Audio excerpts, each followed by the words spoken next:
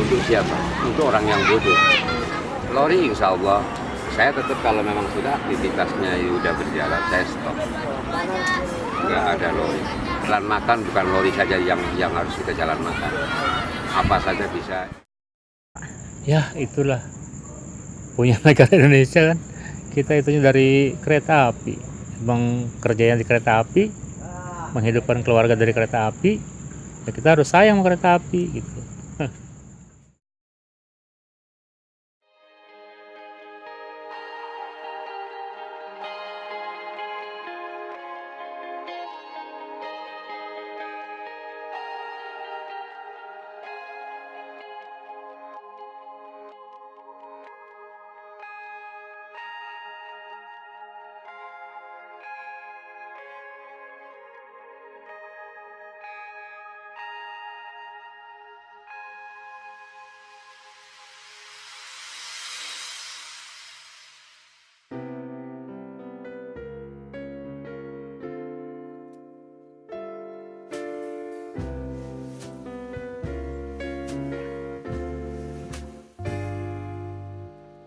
Kereta api.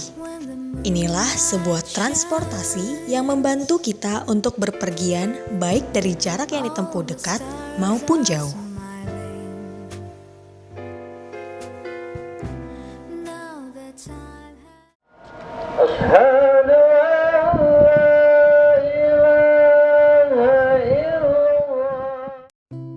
Tengah maraknya komuter lain yang diselimuti dengan suasana yang dingin, bangku yang nyaman, dan fasilitas yang memadai, ternyata masih ada pekerjaan yang membuat kita bungkam.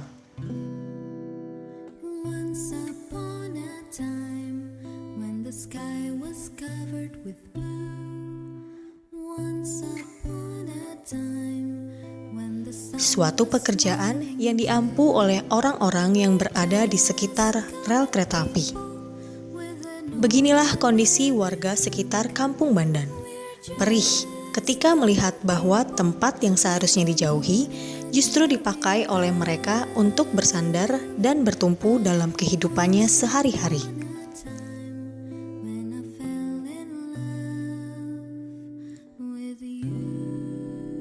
Namun, di tengah keindahan Jakarta, ternyata masih ada pekerjaan yang mungkin sudah asing bagi banyak orang.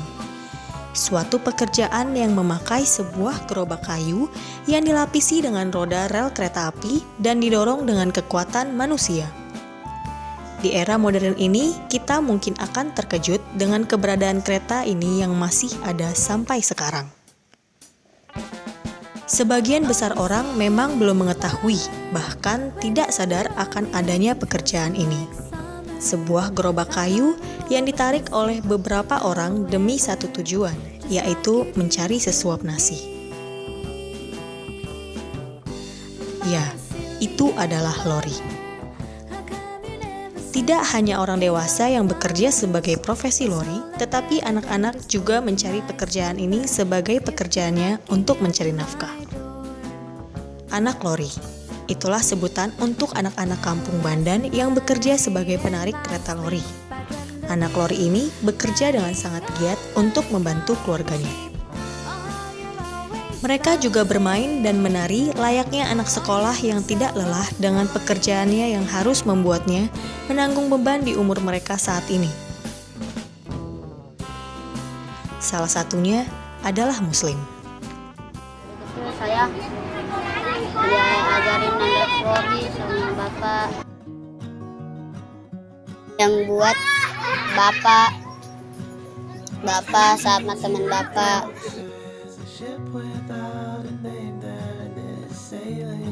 Berangkatnya sampai dari jam 5 sampai jam 6 dapat. Terus misalnya ada penumpang saya bawa dari stasiun sampai makan lori. Pada jam 5 tepat, Muslim sudah bersiap untuk bekerja sebagai anak lori. Pada pukul inilah, kereta jurusan Tanjung Priok Kota sudah tak beraktivitas lagi. Muslim menjelaskan bahwa selain membantu warga untuk menyeberang, dia pun menggunakan lori untuk beberapa hal. Buat ke pasar, buat ngambil kayu, buat nganterin kakak apa ibu pesakit perlu bawa ke dokter pakai lori.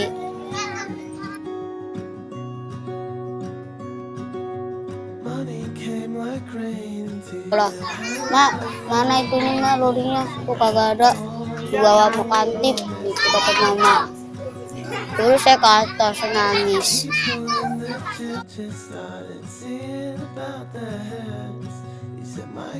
Pengaktifan kereta jurusan kota ini membuat kehidupan pekerja lori untuk bekerja. Lim, Pak, tuh Pak ada penumpang di bawah ya. Jangan Lim, takut ada kereta, entar kereta nongol kamu ditabrak. Kata Pak, ya udah gitu.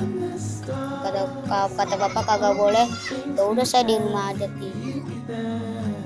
Namun, karena pengaktifan ini setelah 20 tahun lamanya tidak diaktifkan kembali, membuat aturan pemerintah yang baru. Pengaktifan kereta ini, lori seketika disarankan untuk tidak diaktifkan kembali, bahkan hingga dilarang. Ketidakaktifan lori ini bertujuan agar warga menjadi tetap aman. Karena jika lori masih aktif, akan membahayakan banyak warga Kampung Bandan, khususnya anak-anak. Menurut salah satu pemimpin Kampung Bandan, kondisi kereta lori akan sangat membahayakan jika masih terus berlanjut. Kalau menurut saya ya memang gawat, nggak boleh diaktivitaskan untuk lori itu sebenarnya.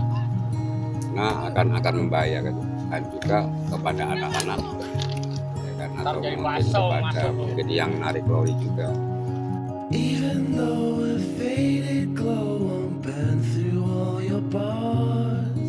Selaras dengan perkataan Muslim, ternyata lori dulu digunakan untuk memenuhi kebutuhan warga. Kalau lori dulu digunakan untuk air, pengambilan air sih susah, ya orang-orang hamil, orang sakit.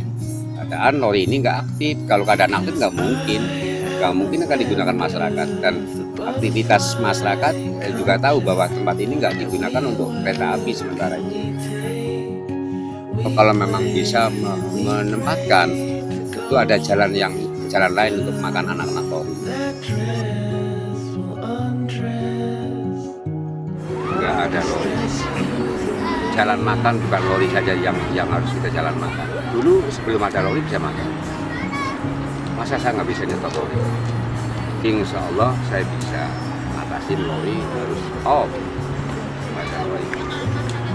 Nggak ada lori sama sekali pun. Jadi bukan nggak boleh, emang harus nggak boleh. Akan membahayakan semuanya. Keadaan lori sekarang mungkin akan diberhentikan hingga beberapa bulan ke depannya. Namun, walaupun lori dianggap berbahaya bagi warga sekitar Kampung Bandan, tetapi bagi mereka lori merupakan tumpuan hidup yang sangat penting. Tidak hanya membuat mereka hidup, tetapi juga membuat mereka melihat masa depannya melalui anak-anak. Seberat apapun yang mereka hadapi, bagi mereka hidup tidaklah susah. Hanya membutuhkan sebuah senyuman harapan. Harapan dari Kampung Bandan.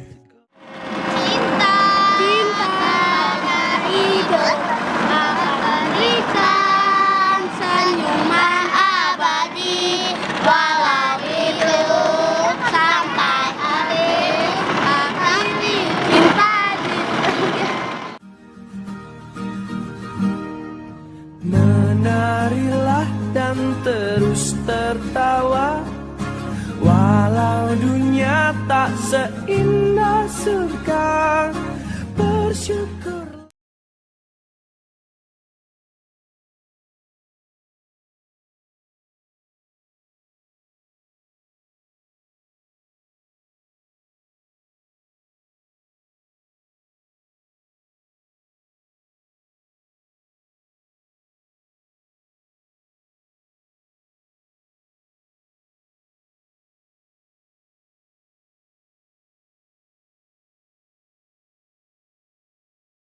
Apalagi pemilik jalan gitu ya, yang namanya tiap hari jalan nggak tahu waktu, malam siang gitu. Kan pokok utamanya kan bagian penilik dari kereta apian.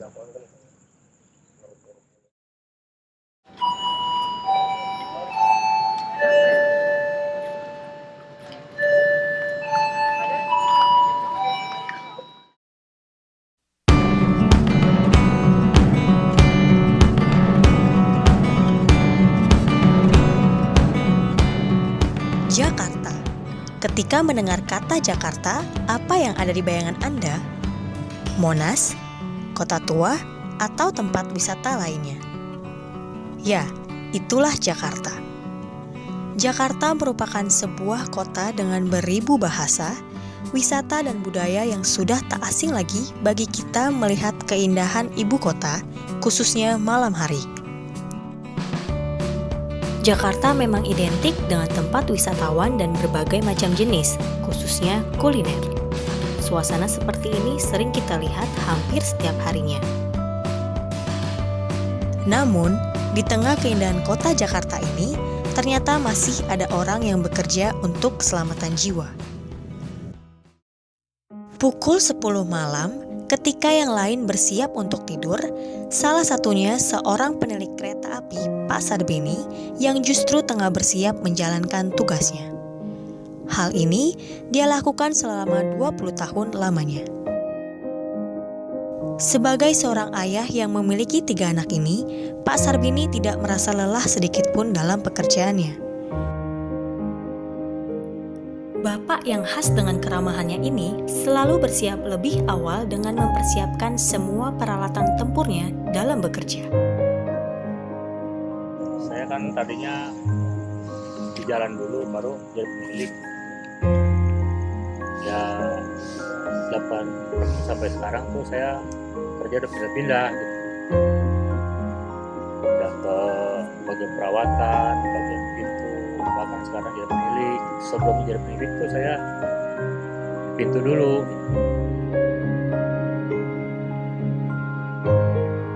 Hari demi hari, Pak Sarbini selalu berjalan dalam gelapnya malam.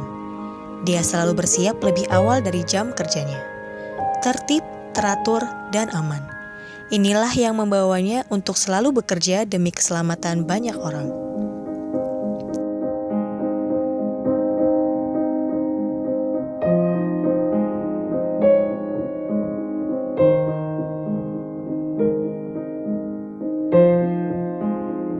Nah, kalau macam orang-orang ini kan kita udah sepi, kita jalan tengah malam. Ya kalau orang-orang itu kan pada enak tidur. Sejumlah kepingan kaca, rawa, dan pohon rusak harus dilewati setiap malamnya dalam kondisi gelap. Setiap hari, Pak Sarbini berjalan sendirian tanpa ditemani siapapun. Sejauh kurang lebih dari 9 km dia tempuh, satu kali dia memeriksa jalur tersebut. Ya suka duka saya, ya kadang-kadang kalau tengah malam kehujanan, bahkan ya ada aja lah namanya kita suka duka mah di penilik. Kadang-kadang peralatan lah kurang lengkap, ketinggalan, ada aja gitu. Nah, harus kita jalani lah gitu. Penilik atau yang biasa dikenal sebagai pengontrol rel kereta api merupakan pekerjaan Pak Sarbini sebagai sumber pencariannya dalam mencari sesuap nasi. Pak Sarbini bekerja sebagai penilik dengan memeriksa bagian rel kereta api yang sudah rusak atau usang. Bagian kawat yang sudah terlihat rapuh dan rawan akan dikontrol dan dilaporkan setelah pekerjaannya selesai. Penilik juga memiliki sejarah yang dahulunya memiliki nama sebelum berganti menjadi nama penilik. Kalau dulu itu kan yang disebut Bansekower, itu bahasa Belandanya. Ya itu penilik jalan juga kalau dulu. Sekarang udah dipermudah lah bahasa kita. Jangan disingkat PPJ. Gitu. Jadi pegawai penilik jalur. Dulu kan udah pernah diganti pakai sepeda ya. Bahkan diganti lagi pakai kendaraan mesin, di motor tuh ya. Itu sekarang udah nggak dibolehin. Ya seharusnya jalan kaki, kecuali daerah. Kalau daerah iya masih ada. Soal ini kan dalam kota jadi mengganggu persinyalan. Kalau nggak salah sekarang nggak boleh, harusnya pada jalan. Kalau peraturan dari ininya gitu. Rencana sih mau ada perubahan lagi. Sekarang saya dari Rawabuaya kan ke Tangerang jalan 11 kilo lah. Ya sekarang mau ada perubahan lagi, rencana kan mau diperpendek jalurnya sampai Batu Ceper ke Tangerang. Jadi mau dibagi lagi gitu. Maka anak mudanya udah gimana gitu ya. Gak pada mau jadi JPJ gitu. Bahkan udah persiapan anak-anak muda seharusnya mah ada gitu ya buat pengganti gitu. Setelah selesai dalam pekerjaannya, Pak Sarbini tidak lupa untuk melapor keadaan kereta api. Laporan inilah yang akan menentukan keselamatan banyak orang. Ya itulah punya negara Indonesia kan, kita itunya dari kereta api. Emang kerjanya di kereta api, menghidupkan keluarga dari kereta api, ya kita harus sayang sama kereta api gitu. Dalam hati Pak Sarbini muncul sepercik harapan kecil bagi kaum muda yang akan melanjutkan kecintaannya terhadap kereta api. Baginya, sudah selayaknya anak muda mau ikut terlebih menjadi bagian dari penjaga keselamatan perjalanan kereta api.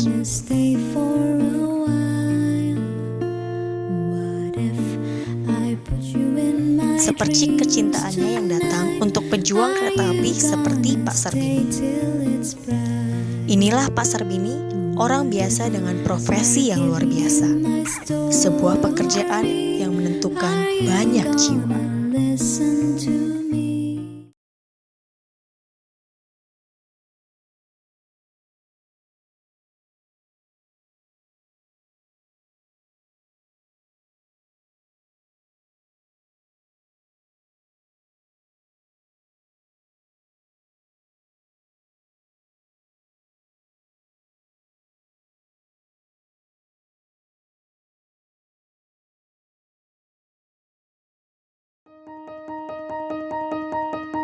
Beda mata, beda sudut pandang. Inilah yang membuat warna-warni stasiun Purwakarta terlihat dari jauh.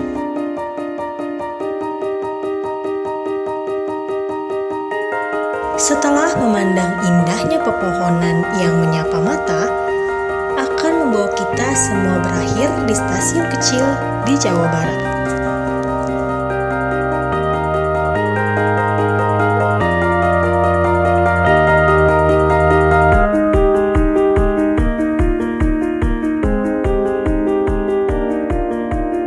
Memasuki stasiun Purwakarta ini, kita langsung disuguhi dengan pemandangan yang tak biasa.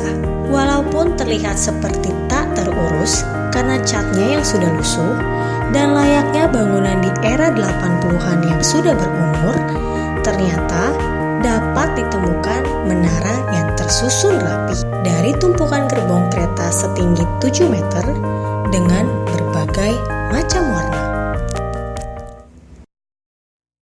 Setelah PT KAI menghapus sistem perbedaan kelas, maka gerbong kereta yang sudah tidak terpakai disimpan di stasiun Purwakarta.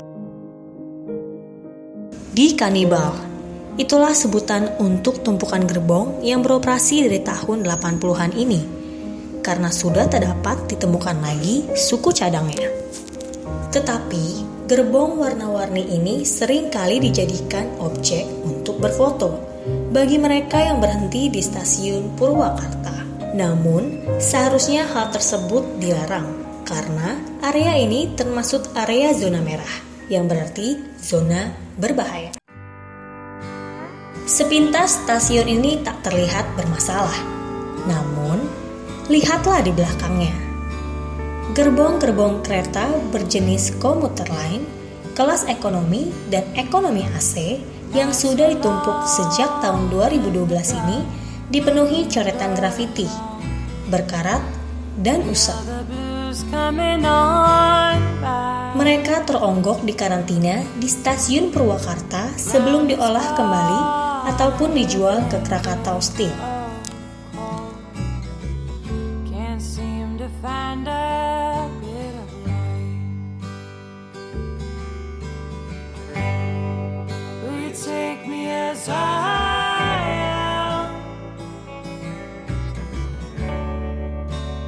Strung out and blue.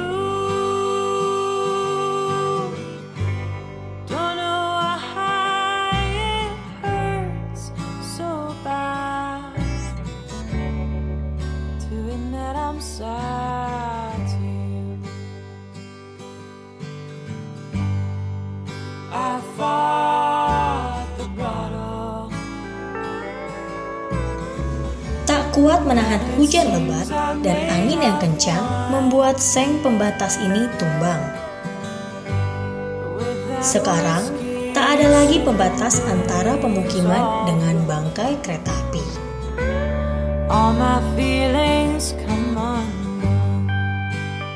Bahkan, seringkali masyarakat bermain di sekitar gerbong kereta api tanpa rasa takut sedikit pun.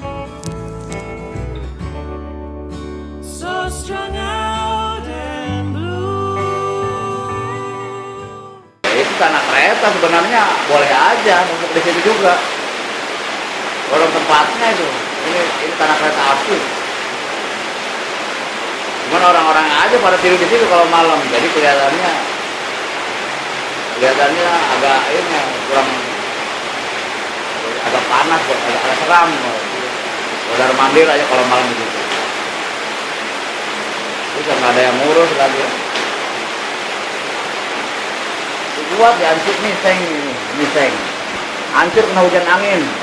Ini di seng ke sana hujan angin. Nggak diurus. Jadi ya begitulah. Nggak ada yang di sininya nggak ada yang mau urusin masa bodoh. Ah iya tuh. Jarang itu. Ngontrol dia naik ke atas orang kereta tuh. Pakai seragam, ditandain badan BAPP itu apa ya? Dicap-capin itu. Waktu ada 6 bulan ke belakang sampai kontrol buat apa aja rencana. Ya ditandain supaya nanti pada waktu pengambilan pembuangan itu ada tandanya, berarti sudah diperiksa. Tuh. Dimanfaatkan oleh orang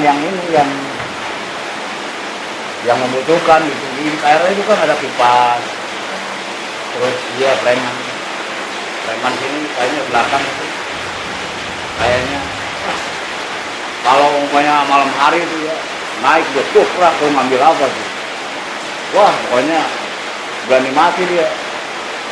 Ada alat itunya apa di kereta itu, ada alat-alat yang tembaga tuh apa itu. Seakan-akan terurus, tetapi ternyata kata itu hanyalah sebuah formalitas saja.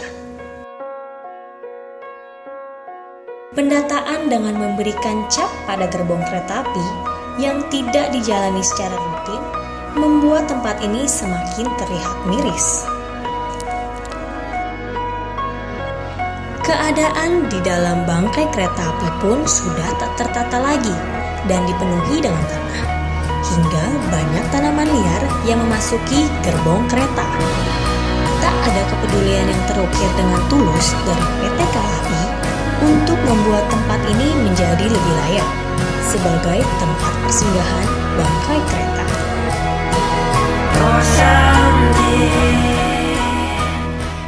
Tuntutan. Ya, tuntutan. Tapi 2014 nggak masuk, nggak ada. Sama 2013 itu. 2013 cuma sekali lulus gitu. Punya barang. Karena belum ditaruh di Cikampek tidak bisa. Nggak ada tempat. Paksa nongkrong sini, ya bagi warga nggak bisa resah. Jadi maksudnya gini, kalau nggak bisa resana warga, jadi itu nggak ikut-ikutan lah masalah ini masih lah gitu warga mah, karena ini kan tanahnya tanah kita, tanah mau apa-apa gitu warga mah, nggak harus apa-apa jadi terserah aja, nggak bisa istilahnya warga mah nggak bisa protes karena adanya di tanah PTKI kan, bukan di tanah pribadi. Resah dan pasrah, itulah yang dirasakan oleh warga sekitar bangkai kereta api. Hampir setiap malam mereka merasakan aura negatif akibat tumpukan kereta yang terlihat angker ini. Lahan yang dijadikan tempat persinggahan gerbong-gerbong kereta ini dulunya dipakai oleh anak-anak untuk bermain bola. Namun, tak ada yang dapat mereka lakukan karena mereka sadar bahwa tanah yang mereka duduki saat ini adalah milik PT KAI.